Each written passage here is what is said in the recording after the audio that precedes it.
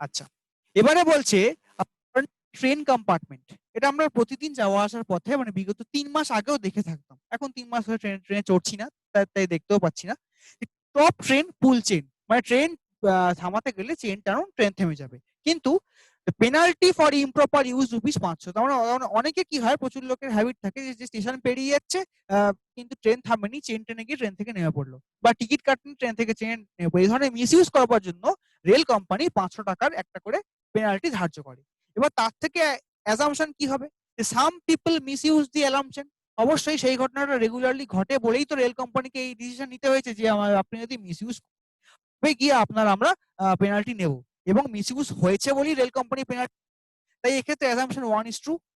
আচ্ছা, এবার তারপরে 2 নম্বরটা কি বলছে না, on certain occasions people May want to stop a running train. হতেই পারে যে ট্রেনের মধ্যে কেউ অসুস্থ হয়ে পড়লেন, ট্রেনের কামরায় আগুন লেগে গেল, ট্রেন থেকে কেউ পড়ে গেছেন, তো এইসব জাতীয় কেসে কিন্তু ট্রেন স্টপ করা যায়। সেই গ্রাউন্ডে কিন্তু রেল কাউকে পেনাল্টি করে না, সঠিক মানে যদি আমরা ক্লারিফিকেশন পেয়ে যাই, তাহলে আমার এখানে অ্যাজাম্পশন 2টাও এখানে ট্রু হচ্ছে। তাহলে ট্রেনের চেন টানবার সঙ্গে প্রথমটা হচ্ছে যে কিছু লোক ট্রেনের চেনের মিসইউজ করেন, তাই রেল একটা পেনাল্টি ধার্য করেছে, এটা কিন্তু ট্রু হলো। আবার 2 নম্বরটা হচ্ছে চেনটা রাখাই হয় ট্রেনটাকে এমার্জেন্সি বেসিসে থামিয়ে দেওয়া, এটাও কিন্তু ট্রু। এক্ষেত্রে আমরা কোনটা পাবো, অপশন 1 এবং 2 বোথ আর কারেক্ট। তার মানে এখানে অপশন ইটা পাচ্ছি যে অ্যাজাম্পশন 1 এবং 2 বোথ আর ইমপ্লিসিট। ঠিক আছে, এটা একদম রিয়েল লাইফ এক্সাম্পল, চোখের সামনে প্রত্যেকদিন আমরা দেখে থাকি, বিভিন্ন ট্রেনে, বাসে, ইভেন মেট্রোতে আছে, নর্মাল লোকাল লোকাল ট্রেনে আছে, প্যাসেঞ্জার ট্রেনে আছে, একই কথা লেখা থাকে। ঠিক আছে,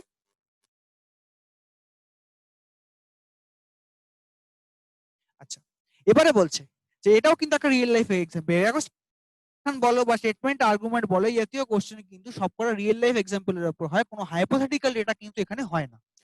কি বলছে যে if it easy to become an engineer I don't want to be an engineer. এটা একজনের কোনো একজনের কথা। এবার তুমি নিজেকে এই বক্তব্যের বক্তা হিসেবে পুট করো। একটা হচ্ছে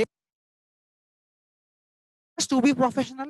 এটা তো অবশ্যই যে প্রত্যেকজন যে যিনি এখানে মানে মানে একজন যিনি ইন্ডিভিজুয়াল হবেন, তিনি প্রফেশনাল হবেন তার কিন্তু কোনো গ্যারান্টি নেই, তিনি আনপ্রফেশনাল হতেও পারেন। তাই এখানে এটাকে স্ট্যাম্প লাগিয়ে দেওয়া হচ্ছে যে an individual aspires to be a professional. তাহলে এক্ষেত্রে অ্যাজ পার দিস স্টেটমেন্ট এটা কিন্তু ট্রু নাও হতে পারে। এবার দেখি 2 নম্বরটা কি বলছে, one desires to achieve a thing which is hard earned. তাহলে এখানে দেখো কথা হচ্ছে যে if it is easy to become an engineer I don't want to be. তার মানে সহজ পথে আমি যদি ডিগ্রি পেতাম তাহলে আমি কোনোদিন এই ডিগ্রি নিতাম না। মানে একজন মানুষ নর্মালি কি হয়, খেটে বা মানে মানে কষ্টসাধ্য পরিশ্রম করে তিনি সফল হতে চান, এটা সাফল্যের মূল মূল মন্ত্র। তাহলে মানে সেটাকে যদি আমরা বেস করি, তাহলে one desires to achieve which is hard earned, এই হার্ড আর্নড এর সঙ্গে এই ইজি ওয়ার্ডটার কিন্তু সম্পর্ক আছে। কারণ আমি স্টেটমেন্ট থেকে একটা ডাইরেক্টলি আনসারকে ড্র করতে পারছি, তাহলে এক্ষেত্রে আমার অ্যাজাম্পশন 2টা কিন্তু কারেক্ট হচ্ছে। ঠিক আছে, কিন্তু এবার প্রত্যেকেই যে প্রফেশনাল হবেন তার কিন্তু কোনো গ্যারান্টি নেই, এবং তিনি ইঞ্জিনিয়ার হলেও যে তিনি প্রফেশনাল হবেন বা ইঞ্জিনিয়ার না হলে প্রফেশনাল হবেন না সেটা কিন্তু ফিক্স নয়। তাহলে এটা কিন্তু একদম সত্যি যে মানে প্রফেশনাল যে কোনো কেউ যে কোনো ভাবে হতে পারে, তার জন্য ইঞ্জিনিয়ার হওয়া বা ইঞ্জিনিয়ার না হওয়ার সঙ্গে কোনো রকম সম্পর্ক নেই কিন্তু। ফলে এইখানটায় আমরা কি করছি, যে অপশন 1 বা অ্যাসাম্পশন 1টাকে রং করছি। কারণ কি, যে প্রত্যেকে প্রফেশনাল হবেন তার কিন্তু কোনো গ্যারান্টি নেই, বা হন তারও কিন্তু কোনো সত্যতা প্রমাণ নেই। দ্বিতীয়টা হচ্ছে কি, যে প্রত্যেকে চায় যে সৎ পথে থেকে সঠিকভাবে নিজের ডিগ্রিটাকে অর্জন করতে বা সাফল্য অর্জন করতে, এবং সে কথাটি এখানে বলা আছে, ইভেন স্টেটমেন্টও গিভেন আছে। যদি সহজে ইঞ্জিনিয়ার হওয়া যেত তাহলে আমি কোনোদিন ইঞ্জিনিয়ার হতাম না। এটা কেউ একজন বলছেন, কোনো এক জনৈক ব্যক্তি, তার বক্তব্যের উপর বেস করে অ্যাসাম্পশন 2টা আমার এখানে কারেক্ট হচ্ছে। তার মানে এখানে হচ্ছে কি, অপশন বি, এই যে অনলি অ্যাসাম্পশন 2 ইজ ইমপ্লিসিট, এটা কিন্তু আমার কারেক্ট হতো। ঠিক আছে,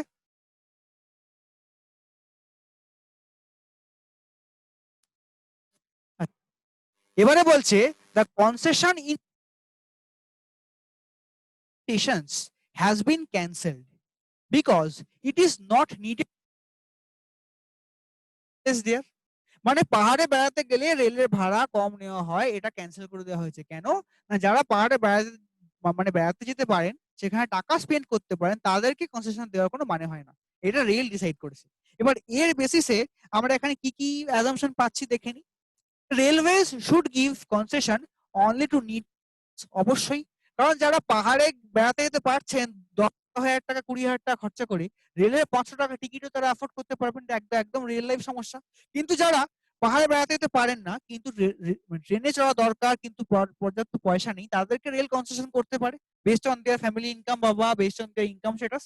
তাহলে এক্ষেত্রে অপশন 1টা কিন্তু আমরা এখানে কারেক্ট বলতে পারছি, যে অ্যাজাম্পশন 1টা অবশ্যই কারেক্ট হবে, কারণ কি যাদের দরকার rail should give concession to them. আচ্ছা, এবারে এখানে কি হচ্ছে না, railways should not encourage people to spend their holidays at hill station. কে বেড়াতে যাবে, কিসে যাবে, সেটা কিন্তু তার ব্যক্তিগত ব্যাপার। এখানে রেলওয়েজ এর কোনো সম্পর্ক এখানে নেই। তাই এই মানে এই যে অ্যাসাম্পশনটা, এর কোনো বেসিক্যালি ভ্যালুই নেই। যে এনকারেজ করুক না করুক, লোকের তো বেড়াতে যাওয়া বন্ধ হয় না, বা সে তো অন্য কোনো মেথডেও যেতে পারে।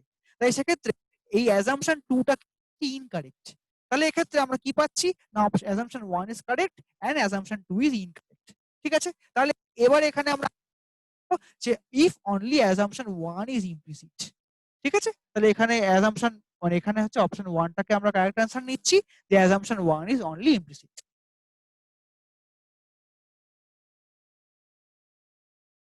ওকে, এবারে বলছে the bridge was built at the cost of rupees 128 crores and even civil bus service is not utilizing it. What a pity to see it grossly underutilized. মানে একটা নতুন ব্রিজ তৈরি করা হলো, এবার কোনো একটা কারণে সে ব্রিজটা হয়তো কোনো একটা কারণে বন্ধ রয়েছে বা কিছু রয়েছে, এবং দেখা যাচ্ছে যে সাধারণ পাবলিক বাস সার্ভিসও সেই ব্রিজের উপর দিয়ে চলছে না। মানে ব্রিজটাকে জাস্ট বানিয়ে রাখা হয়েছে, কিন্তু সেটাকে ব্যবহার করা হচ্ছে না, সেটাকে আন্ডার ইউটিলাইজ বা আনইউজ করা হচ্ছে। তাহলে এবার এটা কি হচ্ছে, citizens view on a new flyover linking east and west sides of suburb. মানে কোনো একটি মফস্বল এরিয়ার পূর্ব এবং পশ্চিমের মধ্যে একটি সম্পর্কিত ব্রিজ করা হয়েছে 1 কোটি টাকা খরচ করে, কিন্তু সেখানে কি হচ্ছে, সাধারণ বাসও সেই ব্রিজের উপর দিয়ে চলছে না। মানে কি হয়, ধরো রাস্তার জ্যামটাকে এড়াবার জন্য রাস্তার উপর একটা ফ্লাইওভার তৈরি করা হয়, বলে দেওয়া হয় যে বাসগুলো যাবে ফ্লাইওভার দিয়ে, ছোট গাড়ি যাবে নিচ দিয়ে, মানুষ যাবেন নিচ দিয়ে, এই জন্য তো ফ্লাইওভার তৈরি করা হয়। কিন্তু এই ফ্লাইওভারের উপর দিয়ে বাসগুলো যাচ্ছে না, বাসগুলো সেই নিচ দিয়ে যাচ্ছে, নিয়ম ভেঙে হোক বা যে কোনো কারণে হোক না কেন। তো এইটা এখানে আমরা এবার দেখবো, এটা একদম রিয়েল লাইফ গ্রেভ প্রবলেম, যে এরকম ব্রিজ এবং তাতে বাস চলে না, এরকম সমস্যা অনেক সময় হয়ে থাকে। সেগুলো এখানে কিভাবে দেখবো না, বলছে the building of such does not serve any public objective. এটা একদম মিথ্যে কথা, কারণ কি পাবলিক দেওয়ার জন্যই, তাদেরকে যানজট থেকে মুক্তি দেওয়ার জন্যই কিন্তু ব্রিজগুলো তৈরি করা হয়। তো পাবলিক সার্ভিসে কিন্তু ব্রিজ তৈরি করার মেন এবং মানে একমাত্র উদ্দেশ্য। এই জায়গাটা কিন্তু এটাকে এখানে কিন্তু আমরা এটাকে রং বলবো, কারণ ব্রিজের কাজ কিন্তু পাবলিককে সার্ভিস দেওয়া, কিন্তু সেটাকে নেই করা হয়েছে, ডাজ বলে দেওয়া হয়েছে। তাই এই গ্রাউন্ডে অপশন 1 ইজ রং। এবার দে এবার এবার 2 নম্বরটা কি বলছে, there has to be some accountability and utility money spent on public projects. তাহলে পাবলিক প্রজেক্টে নরমালি কোটি কোটি টাকা খরচ হয়। এবার সেই কোটি কোটি টাকা কি হয় না, নর্মাল পাবলিকের ট্যাক্সের টাকা থেকে বা অন্যান্য রেভিনিউ থেকে সরকার কালেক্ট করে আনে এবং এবং পাবলিকের স্বার্থে সেগুলো খরচ করে। তাহলে এবার সেই টাকা কোথায় কিভাবে খরচ হচ্ছে তার একটা হিসেব দেওয়া, বা বা সেই টাকা আদৌ কোন কাজে খরচ হবে তার একটা আইডিয়া দেওয়া কিন্তু মানে মানে মোটামুটি একটা সরকারের দায়ের মধ্যে পড়ে, কখনো কখনো পড়ে, কখনো কখনো পড়ে না। তো সেই গ্রাউন্ডে এখানে পাবলিক মানি বা পাবলিক প্রজেক্টে কত টাকা কিভাবে খরচ হচ্ছে এবং কোন কাজে খরচ হচ্ছে তার একটা হিসেবের দরকার। Some accountability and utility of money spent on public projects. তাহলে এটা দিয়ে আমরা একটা রিয়েল লাইফ প্রবলেমকে দেখি, যে সরকার একটা ব্রিজ সবসময় পাবলিক সার্ভিস দেওয়ার জন্যই তৈরি হয়, কিন্তু এখানে আমি তার বিপরীত একটা তথ্য পাচ্ছি, তাই এটাকে রং বললাম। আবার দ্বিতীয় কথাটা বলছে যে সরকারি প্রজেক্টের পয়সা কিভাবে কোথায় খরচ হচ্ছে বা কি কি খাতে খরচা হচ্ছে তার একটা বেসিক হিসেবের দরকার। এটা কিন্তু সামহাউ ট্রু, কারণ কি এখানে একটা ব্রিজের কথা বলা হয়েছে, যেটা কিন্তু একটা পাবলিক প্রজেক্ট বা সরকারি প্রজেক্ট। তো তো সেই কারণে সরকারি ব্রিজের টাকা এই 128 কোটি আদৌ ব্রিজে খরচা হয়েছে কিনা সেটা জানবার অধিকার পাবলিকের আছে নরমালি। তাই এই গ্রাউন্ডে এখানে অ্যাসাম্পশন 2 ইজ কারেক্ট। তার মানে এখানে এখানে অপশন বি ইজ কারেক্ট, মানে হচ্ছে কি অনলি মানে অ্যাসাম্পশন 2 ইজ ইমপ্লিসিট, এটা হচ্ছে আমার কারেক্ট অ্যান্সার। এবারে আমরা মুভ করছি পরবর্তী মানে পরবর্তী অঙ্কের দিকে। এখানে many humans harm than good by distorting truth. এটার মানে কি? দেখো আমরা ইতিহাসে সেই আদিম যুগ থেকে, মানে আমাদের সেই সিন্ধু সভ্যতা আমল থেকে একদম বর্তমানে ভারতবর্ষের স্বাধীনতা সংগ্রাম পর্যন্ত প্রচুর ঐতিহাসিকের বক্তব্য পড়ি। যেমন কোন সময় পেয়েছি যদুনাথ সরকার, কোন সময় পেয়েছি রমিলা থাপার, কোন সময় পেয়েছি ভিনসেন্ট স্মিথ, কোন সময় বার্নিয়ার টাভার্নিয়ার, প্রচুর ঐতিহাসিক বিভিন্ন রকম লিখেছেন। কিন্তু সমস্যাটা কোথায়, ইতিহাস কিন্তু তারা যেমন করে লিখেছেন আমরা ঠিক তেমন ভাবে পড়ছি, প্রপার তথ্য কিন্তু আমরা খুঁজে বের করতে যাচ্ছি না। সে কাজটা কারা করছেন না, সেই আর্কিওলজিক্যাল সার্ভে তারা করেন। এবার তারা যে তথ্য লিখবেন সেটাই তো আমরা পড়বো, তাই সঠিক কি না সঠিক সেটাকে আমরা ক্রস ভেরিফাই করে পড়তে যাই না। তাই অনেক ক্ষেত্রেই এমন হয়ে থাকে যে কোনো একজন ঐতিহাসিক কোনো একটি বিশেষ বিষয়ের উপরে একটুখানি বায়াসড এবং তিনি তার উপরে বেস করে নিজের ইতিহাস লিখে গেছেন এবং আমরা সেটাকেই পড়ে যাই। এটা একটা খুবই কমন ঘটনা। তাহলে এর উপরে বেস করে আমরা কি অ্যাজাম্পশন পাচ্ছি, যে people believe what is reported by the historians. কারণ ঐতিহাসিক যা লিখবেন আমাদের সেটাকেই পড়তে হবে। জীবন মুখোপাধ্যায় ঐতিহাসিক, তিনি যা লিখবেন আমাদেরকে সেটাকেই পড়তে হবে। পুনম দালাল ইতিহাসের বইতে যা লিখবেন আমাকে সেটাকেই পড়তে হবে। হাজি ওয়াহিদ যা লিখবেন সেটাকেই পড়তে হবে। রমিলা থাপ্পা, ভিনসেন্ট স্মিথ, অমলেশ ত্রিপাঠী যা বলবেন, মানে অমলেশ ত্রিপাঠী বিদ্যাসাগরকে বলেছেন দ্য ট্র্যাডিশনাল মডার্নাইজার। এবার তিনি আদৌ বলেছেন কিনা তা তো আমরা চেক করতে যাচ্ছি না, বলেছেন ইতিহাস বইতে লেখা আছে, আমরা সেটাকে মুখস্থ করছি। তেমন মানে কি ইতিহাসে আমাদেরকে যা পড়ানো হয় আমরা কিন্তু তাই পড়ি। তো এক্ষেত্রে এটা হচ্ছে আমার ট্রু। আর এবারে বলছে historians are seldom expected to depict the truth. মানে এখানে কি হচ্ছে, মানে হিস্টোরিয়ানসদের মানে কি হচ্ছে, মানে আমরা এটা বিলিভ করা হয় যে ঐতিহাসিকরা নরমালি সত্য ঘটনাকে তুলে ধরবেন। আমরা সেইটা ভেবেই আমরা ইতিহাস পড়ি। হিন্দু সভ্যতা ছিল পাকিস্তান, গুজরাট, রাজস্থান জেলায়। তাহলে এটা যেমন সত্যি, এটা কি হচ্ছে, মানে এবার যদি ঐতিহাসিকটা কোনোভাবে লিখে ফেলেন যে ছিল বাংলায় বা সিন্ধু সভ্যতা ছিল হচ্ছে আসামে, তাহলে কিন্তু সেটা ট্রু নয়। তাহলে সত্যি ঘটনা লিখলে তবেই তো আমরা জানতে পারবো, এবং এটা আমরা এক্সপেক্ট করছি ইতিহাসের কাছে যে ইতিহাস আমাদেরকে সত্যি ঘটনা বলবে, তবেই তো আমরা আমাদের ইতিহাস সম্পর্কে সঠিক তথ্য জানতে পারবো। তাই যে একজন মানে ঐতিহাসিকরা যা বলেন আমরা তাই বিশ্বাস, এটাও যেমন ট্রু, কিন্তু আবার এটা এক্সপেক্ট করা হয় যে ইতিহাসের লোকেরা আমাদেরকে সত্য ঘটনা বলবেন, এটাও কিন্তু। তাহলে অপশন 1 এবং 2 আমার ট্রু হচ্ছে। তাহলে এখানে হচ্ছে অপশন ই, দেখো লেখা আছে if both 1 and 2 are implicit, এখানে অপশন ই হচ্ছে কারেক্ট আনসার। ঠিক আছে, এখানে একটা স্টেটমেন্টকে পড়ো, পড়ে নিজেকে তুমি সেই সমস্যার মধ্যে কি সমাধান তোমার এখানে আছে কিনা দেখো। এই চারটে স্টেপ যদি ফলো করো, পুট করবো, করে সমাধান চাইবো এবং আমার সমাধান অ্যাজাম্পশনে মিলছে কিনা এইটাকে দেখবো। তাহলে এই 4টে স্টেপ এখানে কিন্তু সহজেই আনসারটা করতে।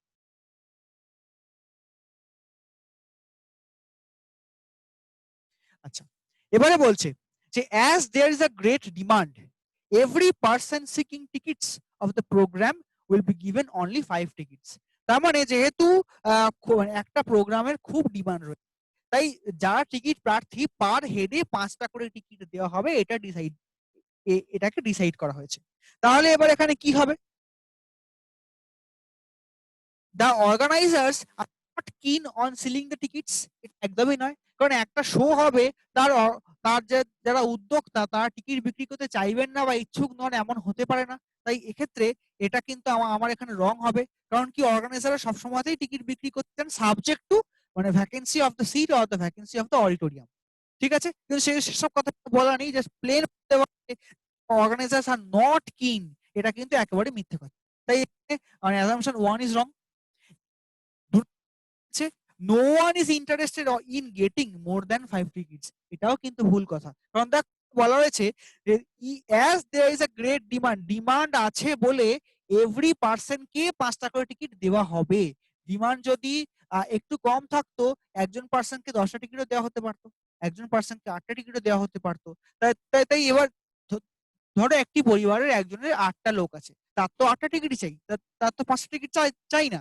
তো সেই গ্রাউন্ডে এটাও কিন্তু আমার রং হবে যে no one is interested in getting more than 5 tickets. প্রত্যেকেই চাইবে লোককে শো দেখতে।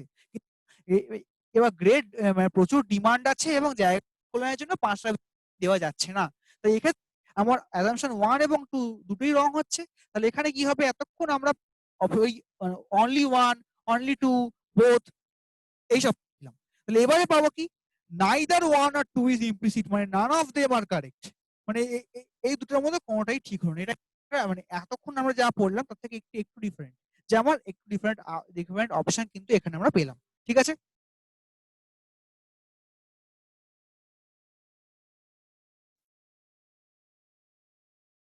এবারে বলছে computer education should start at schools itself. মানে যে কোনো একটি স্কুলে কম্পিউটার এডুকেশন শুরু করা আবশ্যক, এইটা একটা স্টেটমেন্ট দেওয়া হয়েছে। তো এবার এখানে কি বলছে যে লার্নিং কম্পিউটার ইজ ইজি। দেখো যদি কম্পিউটার শেখানো হয়, দাঁড়িয়ে কম্পিউটার শেখা কিন্তু কোনো শক্ত কথা নয়। যদি আজকে 1990 হতো, 1980 হতো, তাহলে বলতাম যে হ্যাঁ শক্ত হলে হতে পারে। কিন্তু কম্পিউটার শিক্ষা কিন্তু কোনো শক্ত কাজই নয়, যে কেউ শিখে ফেলতে পারেন, একদম ক্লাস 1 এর শিখে ফেলতে পারে, আবার যিনি তো তিনিও শিখে ফেলতে পারেন। তাই এক্ষেত্রে লার্নিং কম্পিউটার ইজ ইজি, এটা কিন্তু একদম সত্যি কথা। তাই অ্যাজাম্পশন 1 ক্যান বি ট্রু। এবারে বলছে যে কম্পিউটার এডুকেশন ফিচেস জব ইজিলি। যত দিন যাচ্ছে প্রত্যেকটা চাকরি কিন্তু কম্পিউটার নির্ভর হয়ে পড়ছে, সিস্টেম নির্ভর হয়ে পড়ছে, কি সরকারি কি বেসরকারি, ইভেন গ্রাম পঞ্চায়েত গুলো পর্যন্ত আজকে ভারত নেট প্রোগ্রামের সাথে মানে একটা প্রোগ্রাম তৈরি করা হয়েছে যে অপটিক্যাল ফাইবার নেট দিয়ে কানেক্ট করা হবে। কেন না গ্রাম পঞ্চায়েত গুলো পঞ্চায়েত, তার মানে এটা বোঝা যাচ্ছে যে প্রত্যন্ত গ্রামেও কিন্তু কম্পিউটার জানলে চাকরি পাওয়াটা সম্ভব। তাহলে এক্ষেত্রে কম্পিউটার এডুকেশন ফিচেস জব ইজিলি, এটাও কিন্তু সত্যি কথা। তাহলে এখানে অপশন মানে অ্যাসাম্পশন 1 এবং 2 both of them are correct। আমার কারেক্ট হচ্ছে এখানে, এখানে অপশন ইটা হচ্ছে আমার কারেক্ট অ্যান্সার। তাহলে অপশন মানে অ্যাসাম্পশন 1 এবং 2 বোথ আর ইমপ্লিসিট। এইটা হচ্ছে আমার এই স্টেটমেন্ট থেকে প্রাপ্ত আনসার। ঠিক আছে,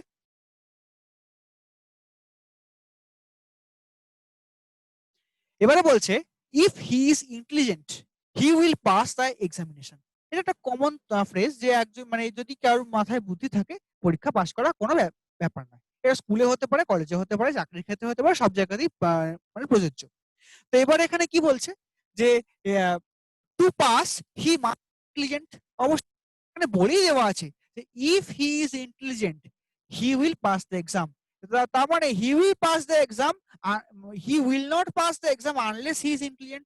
এটাই হচ্ছে এর মানে। মানে পরীক্ষা পাস করতে গেলে একজন বুদ্ধিমান হতেই হবে। তাহলে এখানে অপশন অ্যাসাম্পশন 1 সেই কথাই বলছে, to pass he must be intelligent, এই কথাটাই কিন্তু এখানে বলা হচ্ছে। এখানে অ্যাসাম্পশন 1 ইজ ট্রু। এবারে বলছে যে হি উইল পাস দ্য এক্সামিনেশন। এবারে এখানে সে ইন্টেলিজেন্ট কি ইন্টেলিজেন্ট নয় সে কথা কিন্তু এখানে বলা নেই, কিন্তু আমি স্টেটমেন্ট থেকে দেখি আমাকে কিন্তু এক্সামিনেশন পাস করতে গেলে ইন্টেলিজেন্ট হতেই হবে। তার তার মানে এই অ্যাজাম্পশন 1 টা কিন্তু স্টেটমেন্টকে সার্টিফাই, অ্যাজাম্পশন 2 তে সে ইন্টেলিজেন্ট কি নয় সে কথা কিন্তু বলা নেই। তাই তাই যে কেউ যে এক্সাম পাস করবে তার কিন্তু কোনো গ্যারান্টিও নেই। ক্ষেত্রে এই অ্যাসাম্পশন 2 ইজ রং। তাহলে এখানে অপশন এটা হচ্ছে আমার কারেক্ট যে if only assumption 1 is implicit. আশা করি বোঝা গিয়েছে। মানে মানে কি আমরা 90% প্রবলেম সলভ করব রিয়েল লাইফ এক্সাম্পল দিয়ে। এটাও একটা রিয়েল লাইফ এই এক্সাম্পল যে পরীক্ষা পাস করতে গেলে মাথায় একটু বুদ্ধি দরকার। একদম বিনা বুদ্ধিতে কোনো পরীক্ষা স্কুল হোক কলেজ হোক পরীক্ষা পাস করা যায় না। তাহলে মানে অ্যাজাম্পশনটা আমায় কি বলছে, to pass he must be intelligent, এটা একদম রিয়েল লাইফ ট্রুথ, সত্যি কথা। এটা এখানে তাই ট্রু হলো। দ্বিতীয়টা বলছে হি will pass the examination but how, তার তো ইন্টেলিজেন্স থাকার দরকার।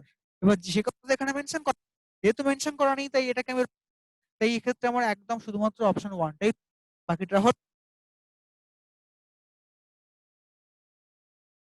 এবারে বলছে ইট a substantial achievement in the field of education if one provides one school for every village in our country and enforce attendance। এটা একটা মানে খুব কমন মানে খুব ইম্পর্টেন্ট একটা কথা।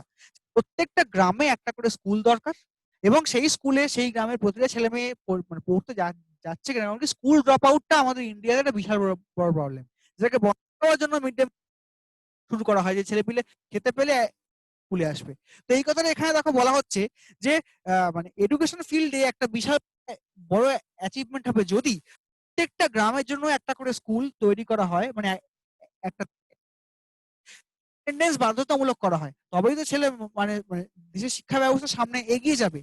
এবারে এখানে কি কি কি বলা হচ্ছে দেখা যাক, যে children in the village do not attend school regularly. এটা কিন্তু খুব কমন জিনিস, কারণ কি ভারতবর্ষে স্কুল ড্রপ আউটের একটা রেট আছে, সেটা আজকে হয়তো অনেক কম, কিন্তু বিগত দশকে স্কুল ড্রপ আউটের রেট ছিল ভীষণ হাই। তাহলে এটা একটা খুব কমন প্রবলেম ইন্ডিয়াতে, children in village do not attend school regularly. কারণ কারণ কি হয়, গ্রামের দেশে স্কুলে পড়বার থেকে রোজগার করাটা বেশি ইম্পর্টেন্ট, মানে মাঠে ঘাটে কাজ করে ফ্যামিলিকে আর্নিং দেওয়াটা বেশি ইম্পর্টেন্ট বলে ফ্যামিলি মনে করতো, ইভেন এখনো করে। তাহলে তার মানে এটা হচ্ছে একদম রেগুলার প্রবলেম, তাই এটা আমার ট্রু হবে। আবার হচ্ছে providing school to every village is desirable. এমন রয়েছে, ধরো গ্রাম থেকে 4-5 কিলোমিটার দূরে পথে হেঁটে গিয়ে আমাকে গ্রাম করতে হচ্ছে। এবার সেই দূরত্বের জন্য মানে কিন্তু পর্বতে কিন্তু সম্ভব নয়। তাহলে এই জায়গাটা একটা মানে এটাও একটা ইন্ডিয়ার মেন সমস্যা, ইন্ডিয়া কেন অন্য যে কোনো মানে রিমোট প্লেসেরই সমস্যা। তাহলে providing school to every village is desirable, সেই কথাটাই কিন্তু এখানে বলা রয়েছে যে if one provides one school for every village, এটা কিন্তু স্টেটমেন্টে গিভেন রয়েছে। তাই স্টেটমেন্ট থেকেই কিন্তু ওটাকে ট্রু বলে। তাই এক্ষেত্রে অ্যাজাম্পশন 1 এবং 2 both of them are true, both of them are implicit. তাই এক্ষেত্রে অপশন ইটা হচ্ছে আমার কারেক্ট আনসার। ঠিক আছে, মানে আমি একদম রিয়েল লাইফ প্রবলেম দেখলাম, রিয়েল লাইফ প্রবলেম মধ্যে নিজেকে পুট করলাম যে আমি এই জায়গা কি ভাবতাম, কি সমাধান চাইতাম, সমাধান আমার এখানে উত্তরে মিললো কিনা, যেটা মিলবে ঠিক করবো, যেটা মিলবে না ভুল করবো। ব্যাস এই হচ্ছে আমার সব পদ্ধতি।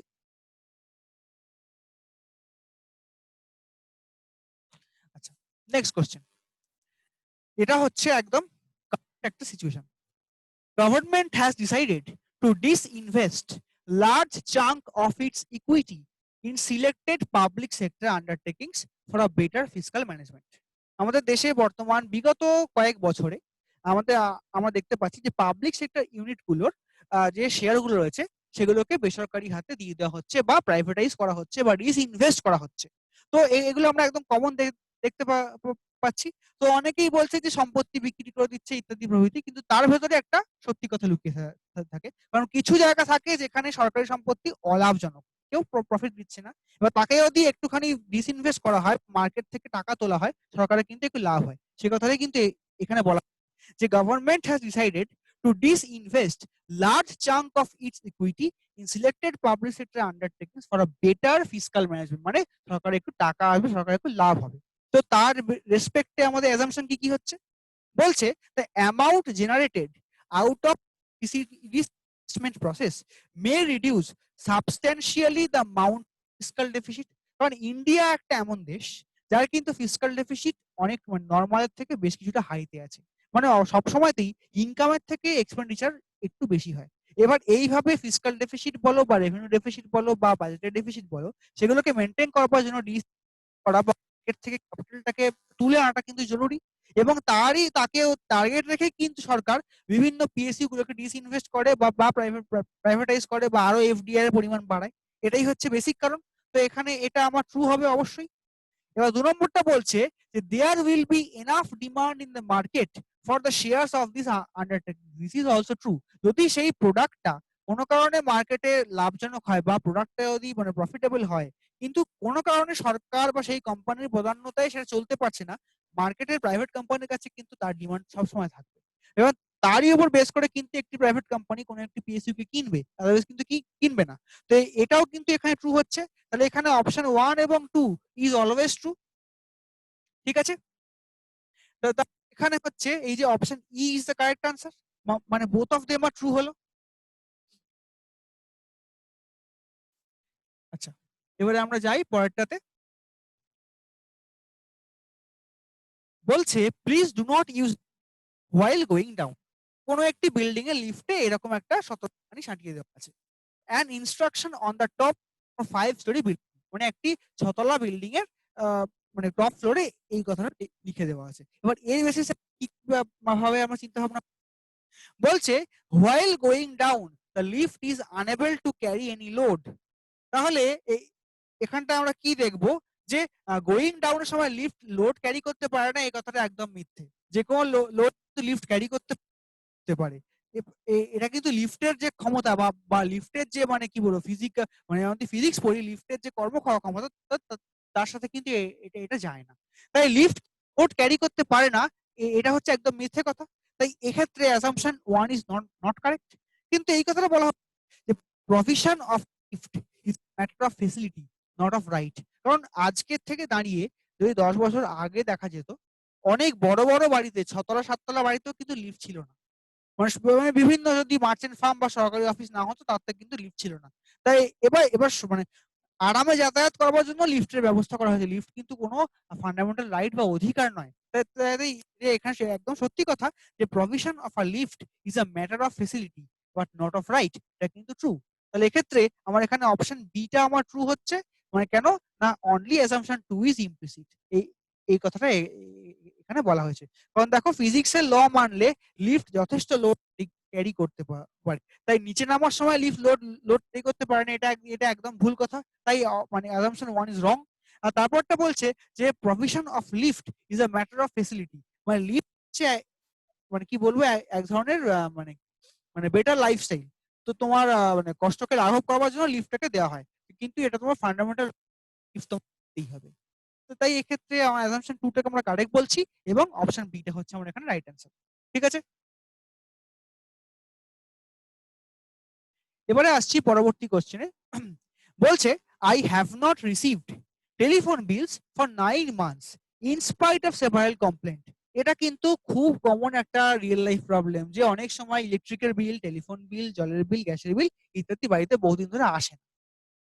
এবার সেগুলোকে সেখানে গিয়ে বারবার কমপ্লেন করার পরেও কিন্তু ব্যাপারটা রিডিউস হয় না। এটা খুব কমন প্রবলেম। আর telephone customer letter to the editor of আর ডেইলি, মানে একজন টেলিফোন কাস্টমার বিরক্ত একটি সংবাদপত্র লিখছেন যে আমি বিগত 9 মাস ধরে টেলিফোনের বিল পাচ্ছি না। মানে কোথাও টেলিফোন দপ্তরে একটা গাফিলতি হয়েছে। এবার তার উপরে বেস করে আমাদের অ্যাজাম্পশন কি কি আসছে, every customer has a right to get bills regularly from the telephone company. এটা কিন্তু লিফট নয়, এটা টেলিফোনের বিল। আমি টেলিফোনের পয়সা দেব, আমি উপভোক্তা, তাতে আমার কত বিল হচ্ছে সে জানা আমার অধিকার, মানে উপভোক্তা আইনে আছে। তাহলে সেক্ষেত্রে এটা কিন্তু একদম সঠিক যে আমি একজন কাস্টমার হিসেবে প্রত্যেক মাসে টেলিফোন বিল পাওয়ার যোগ্য, এবং এটা তাই এখানে অ্যাসাম্পশন ইজ কারেক্ট। অ্যাসাম্পশন 2 কি বলছে, customers complaint points to defect in the service which are expected to B corrected. অবশ্যই একটা সার্ভিস হতেই পারে 1 মাস বিল এলো না, কোনো প্রবলেম হয়, কিন্তু দ্বিতীয় মাসে বিল আসবে, দ্বিতীয় মাসের প্রবলেম হলো তৃতীয় মাসে তো বিল আসবে। কিন্তু here we are talking about continuous 9 months, and this is a serious problem, and this needs to be corrected at the earliest. Assumption 2 টাও কিন্তু আমার কারেক্ট। যে customer complaint points to defect in the সার্ভিসে 9 মাস ধরে বিল আসছে না, এটা অবশ্যই কোনো একটা সিস্টেমের গাফিলতি এবং সেটাকে সঠিক করাটা সিস্টেমের দায়িত্ব। তাহলে এক্ষেত্রে of them are correct. Both of them are correct মানে কি হচ্ছে, এই যে অপশন ডি রয়েছে, এই সরি এই যে অপশন ই রয়েছে, এটা হচ্ছে আমার কারেক্ট অ্যান্সার। তার মানে এখান থেকে আমরা পাচ্ছি হচ্ছে অপশন ই, মানে both of them are implicit. এটাই কিন্তু এখান থেকে পাওয়া গেল। ঠিক আছে,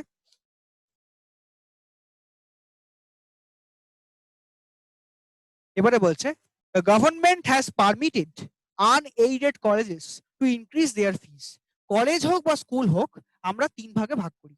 একটা হচ্ছে গভর্নমেন্ট কলেজ, একটা গভর্নমেন্ট এডেড কলেজ, আর আনএডেড বা প্রাইভেট কলেজ।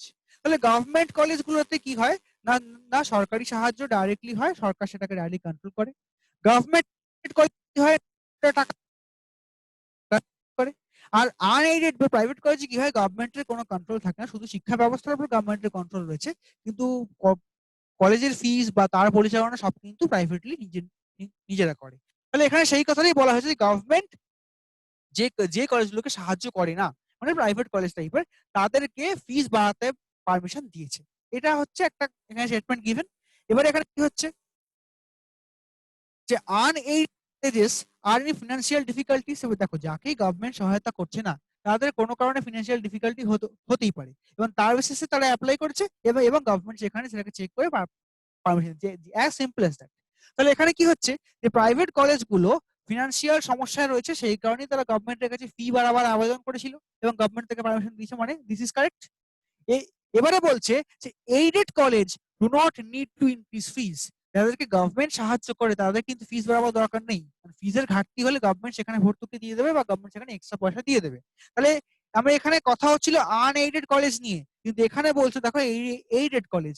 এবার দেখো সরকারি সাহায্যপ্রাপ্ত কলেজের ফি বাড়াবার দরকার পড়ে না, এটাও সত্যি কথা। তাহলে both of them are correct, মানে এখানে আবার অপশন ই ইজ কারেক্ট হলো যে both of them are implicit. Clear? আশা করি বোঝা গিয়েছে যে আমরা এটা কিন্তু real life problem. Private college তার ফি বাড়াবার আবেদন করেছে, গভর্নমেন্ট পারমিশন দিয়েছে। কেন? অ্যাসাম্পশন 1 বলছে প্রাইভেট কলেজে টাকা পয়সার সমস্যা আছে, ট্রু। আবার অ্যাসাম্পশন 2 বলছে যে সরকার সাহায্য ফি বাড়াবার দরকার কেন নেই, না তো সাহায্য করছে, তো তাই তার আর ফি বাড়ুক না বাড়ুক কিছু বেসিক্যালি কিছু যায় আসে না। তো সে অলসো ট্রু। দিয়ে এই জায়গাটা আমার both of them are correct হলো। তাহলে এবার মুভিং টুয়ার্ডস দ্য প্রবলেম, আর এটা এই টপিকে আজকে লাস্ট প্রবলেম। এবার এখানে দেখো যে বলছে films have become indispensable for the enter people. মানে আমাদের বর্তমান জীবনে বিনোদনের মানে, তো এবার তার বিশেষে আমরা কি বলবো না, বলছে films are the only media of entertainment. এটা কিন্তু ঠিক নয়। কারণ কি সেখানে গান রয়েছে, নাটক রয়েছে, মানে মানে পুষ্প প্রদর্শনী আছে, ছবি আঁকার প্রদর্শনী থাকতে পারে। So this is not the only media of entertainment. তাই এক্ষেত্রে অ্যাজাম্পশন ওয়ান কে আমি রং বলবো। কারণ কি এটা যদি থাকতো আজকে one of the medias of entertainment, তাহলে কিন্তু ট্রু হতো। কিন্তু এখানে অনলি ওয়ার্ডটাকে শেপে দেওয়া হয়েছে, তাই এই জায়গায় প্রজেক্ট করে দেওয়া হয়েছে যে এটা এটা ছাড়া আর কিছু নেই। তাহলে এখানে এই জায়গাটাকে আমি এখানে রং বলছি। আর তারপর 2 নম্বরটা বলছি কি যে people enjoy film as a normal person, everybody মানে মানে majority of the people enjoy film. তাহলে এটা কি, তাহলে এখানে assumption 2 is true, assumption 1 is wrong. তাহলে এই জায়গাটা আমরা কি আনসার করতে পারছি যে option B is the correct answer, যে only assumption 2 is implicit but assumption 1 is wrong. ঠিক আছে। তাহলে এইটা হচ্ছে আমাদের মানে আমরা এইভাবে স্টেটমেন্ট এবং অ্যাজাম্পশনের প্রবলেম গুলোকে সলভ করতে হয়। এগুলো কিন্তু একদম রিয়েল লাইফ প্রবলেম।